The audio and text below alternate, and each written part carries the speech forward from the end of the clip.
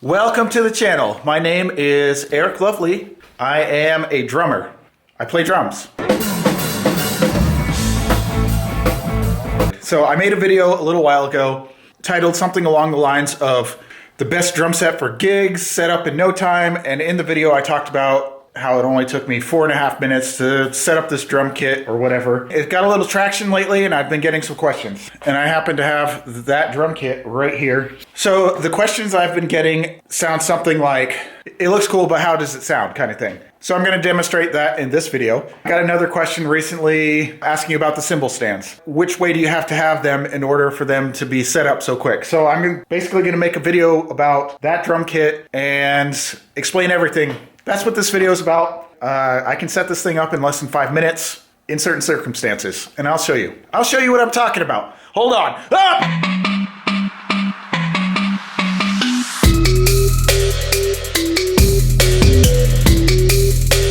So first thing I have for this drum kit, let me just go through the whole thing. What I actually carry in, I have this rug, the hardware bag, mounted tom, floor tom, which is mounted to a stand, cymbals, snare drum, kick drum. This is just, I'm not gonna talk about this today. First thing I'll talk about, the rug. I put an arrow right there, and I did that on both sides. No matter which way it's wrapped up, I always know which way is front, and you'll see why in a second. Pow! I do have all these like pieces of tape, like the snare leg goes there, S with an arrow, S with an arrow, that one's missing. Either way, I have these little pieces of tape all over it. On all my hardware, I have tape markers on how far they're supposed to be opened. So if somebody was helping me set up, they could just open up like a cymbal stand or a snare stand, and they could just set it down right there. That was really great at one point, but this drum kit is so easy, I kind of stopped using the tape marks. If you'd like to see like me set up one of these rugs, I say set up, tape, outline everything out, and show you how I used to do that, I can make that video.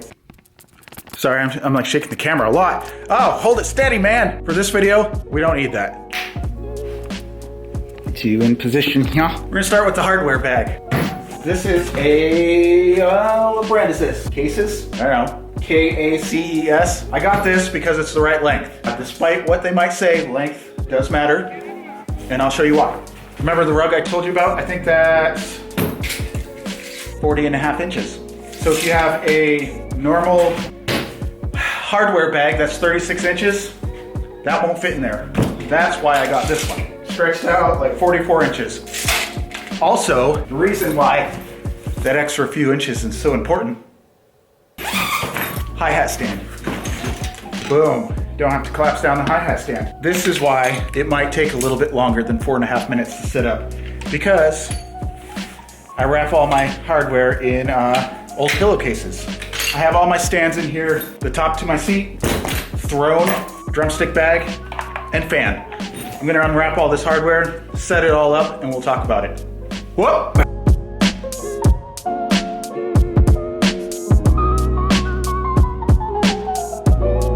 Kind of painless. Using all these pillowcases obviously adds up time-wise, but not a lot. I think the time it bothers me is at the end of the night when I want to get out of there and then I wrap everything up. Let's talk about this hardware for a second. I'll put you on a tripod real quick, hold on. These are, can you focus? I can't read it backwards. Gibraltar flat bass something, cymbal boom stand. But what you'll notice from these, typically what you see is the hardware is flipped. So when you, let me just get one and show you. This is what I'm talking about.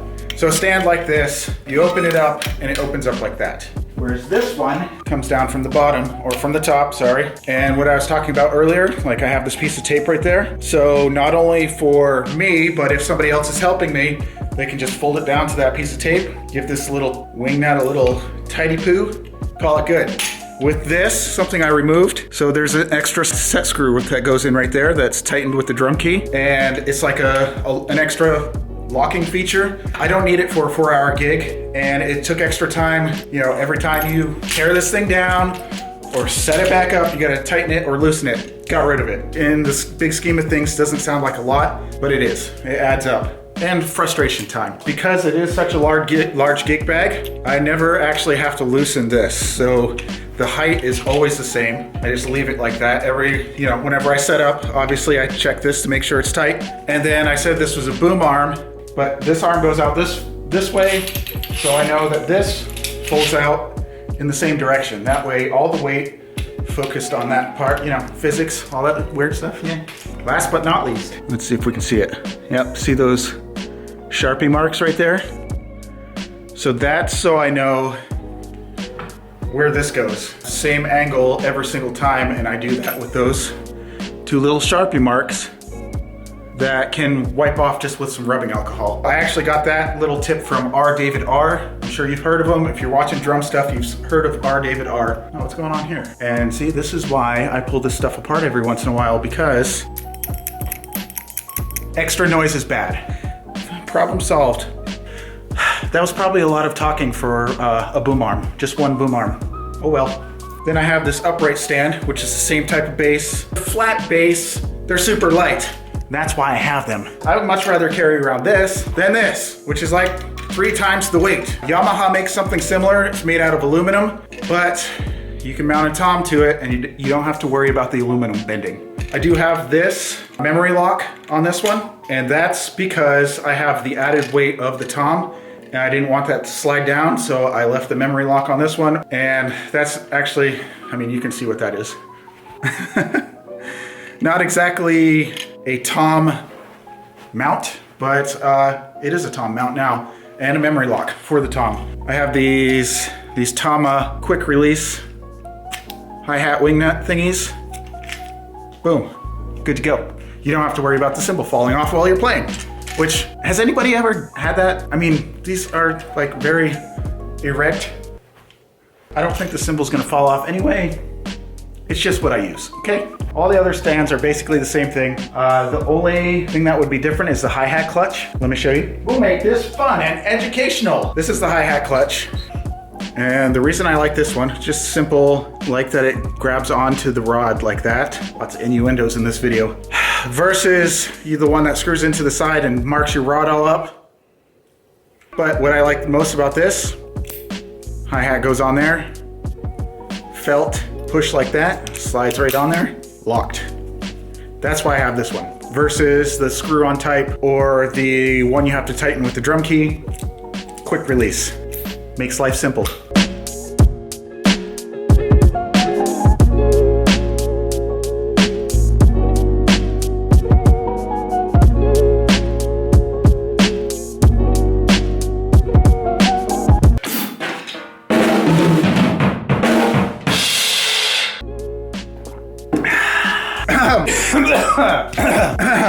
That's what happens when you drink water too fast. Which brings me to my next point. Forgive me for talking so fast. I drank like 6 pots of coffee. I'm a little caffeinated right now, okay? Let's go through this. From the left to the right to the, okay, we got the fan down there, which is okay. You gotta be careful where you place the fan, especially on this side, because the drumstick sometimes makes sawdust.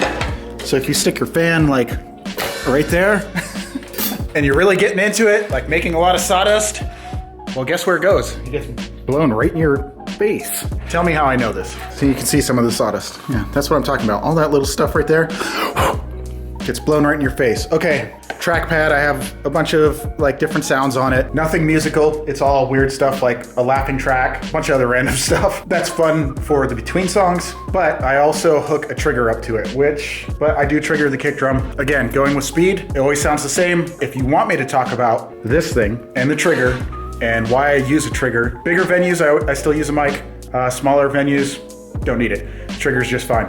Like I said, if you want to know why I use, that would be a good video. I might make it whether you want to see it or not. All the electronics that go along with this drum kit or with what I use. So in-ears, this guy, microphones, whatever. If you want to see that, let me know. Proper placement is important. Hi-hat stand, the lightweight. We got the Zildjian K Custom Darks. Go to the snare drum. I've just been using this DW, the clear ones. You know, I match this. Of course, we have the 10-inch mounted tom. And if you've seen some of my tune videos, that's the frequency I tune this to. Same thing, 14-inch floor tom. I have a love-hate relationship with it because it's made out of that particle board material, so I can never perfectly tune it. It always has like that resonant sound, like the woo woo woo woo sound. just a little bit, and it kind of drives me nuts, but it works for this. I mean, we're talking bars in Alaska, so not huge venues. I'm not playing in front of thousands of people with, you know, sound techs and drum techs. And I should probably fix that too. It's not always as deep as I like, but it does the trick. And that's mounted on this stand, as you can see, just right there. On this side, we have the A Custom with the EFX. That's a super fun cymbal. Later, when you actually hear how this sounds, you'll know what I'm talking about. This video is getting incredibly wrong. I need to wrap it up, or incredibly wrong. Incredibly long.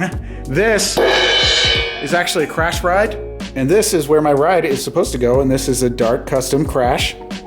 And then I think last but not least, of course, we have my stick bag here. We just have the Tama Iron Cobra Special Edition, I think. I don't know. The legend is, I can't see. Innovation. Oh, yeah, the legend in innovation. We'll get down here. We'll look at this 16-inch cannon of a bass drum. So if you want me to do a walkthrough with this bass drum, I think I made a video on this. I'm not sure. These are just tom legs that I bent and cut to length and then put the rubber foot back on. So anyway, that's it. I say that's it. I've been recording for probably like 35 minutes, and this is gonna be a bear to edit. But this is the drum kit. That's it, nice and tight. Debating on going to a round throne again. I got this one so it would help my posture. That I'd be more conscious of sitting up on my ass instead of leaning forward on my legs. So it's helped with that. So I might go with a round seat again. I want one of those vented ones vented down the center. That way you can strategically place your fan to go down that vent. And you can probably figure out why. Regardless, this is the kit. This next scene is going to be me playing it at the venue. I hope you enjoy the clips that you're about to see so you can hear how this thing sounds. Is there anything I forgot? If you have any questions, let me know. I'll answer them in the comments this time instead of making a whole nother video. This could have been a live stream. I can't live stream yet because I don't have 1,000 subscribers. Or I can't live stream on a mobile device. How about that? Because I don't have 1,000 subscribers. So that's where you come in. Hit that subscribe button down below. Let me know if you have any questions about this. The next clip is me playing them at the venue. See you there. Whoop!